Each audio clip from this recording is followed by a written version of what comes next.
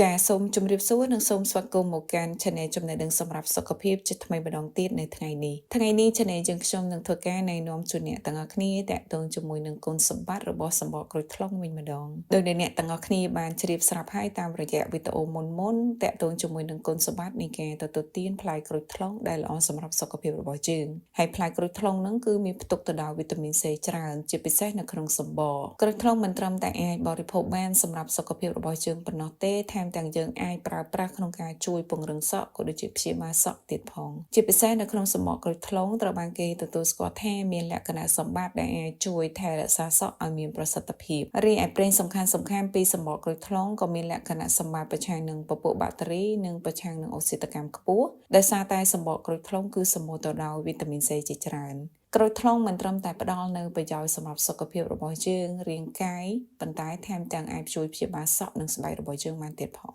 ដោយសារតែប្រេងសំខាន់ៗដែលចេញពីសម្បកក្រូចថ្លុងមានលក្ខណៈសម្បត្តិប្រឆាំងនឹងពពួកបាក់តេរីក៏ដូចជាប្រឆាំងនឹងអុកស៊ីតកម្មខ្ពស់ដូច្នេះសម្បកក្រូចថ្លុងត្រូវបានគេប្រើប្រាស់សម្រាប់សម្អាតព្យាបាលស្បែកក្បាលក៏ដូចជាការផ្ដល់ក្លិនក្រអូបទៅដល់សក់របស់យើងដែលនាំមកយើងទទួលបាននូវអារម្មណ៍មួយរីករាយស្រស់ស្រាយនិងអាចបន្ធូរអារម្មណ៍បានបន្ទាប់ពីយើងធ្វើការកក់សក់រួចតើដូច្នេះអ្នកទាំងអស់គ្នាអាចងាកមករកវិធីនៃការព្យាបាលសក់ជ្រូកតាមរយៈការប្រើប្រាស់នៅសម្បកក្រូចថ្លុងវិញម្ដងតើគេអនុវត្តតាមវិធីបែបណាខ្លះដើម្បីការពារកុំឲ្យសក់របស់យើងជ្រុះជំហានដំបូងគឺអ្នកទាំងអស់គ្នាធ្វើការដាំទឹកចំនួនប្រហែលជា2លីត្រហើយដាក់សម្បកក្រូចថ្លុងចូលរំងាស់វារហូតដល់ចេញជាតិនៅក្នុងសម្បកក្រូចថ្លុងហើយបន្ទាប់មកទុកឲ្យត្រជាក់រួចយើងយកទៅកក់សក់អំឡុងពេលដែលកក់សក់អ្នកទាំងអស់គ្នាអាចម៉ាស្សាសក់និងស្បែកក្បាលថ្នម